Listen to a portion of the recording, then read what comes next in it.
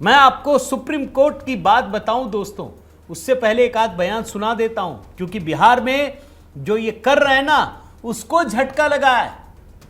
बिहार के लोग देख रहे हैं कि ये आदमी जो बोलता है वो झूठ बोल रहा है। सुप्रीम कोर्ट में उसे झटका लग रहा है, चुनाव आयोग उसे अल्टीमेटम दे रहा है। आप सुनिए, बिहार में जब ये यात्रा कर रहे हैं ना, अभी भी चल रही है यात्रा, ये कह रहे हैं कि महाराष्ट्र में 1 करोड़ वोटर्स जादू से पैदा कर लिया जिससे हम हार गए। बयान सुनिए।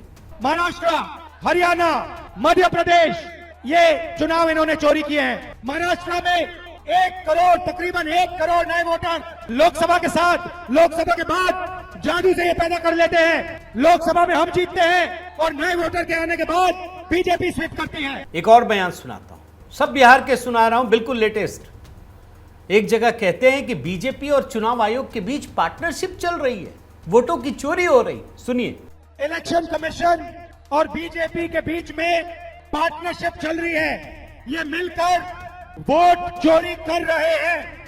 एक और छोटा बयान दोस्तों, ये सीधे सीधे चुनाव आयोग को धमकी दे रहे हैं।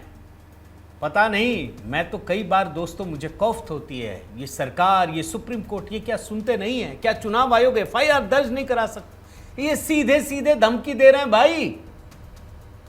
कोई दूसरा आदमी दे तो क्या होगा?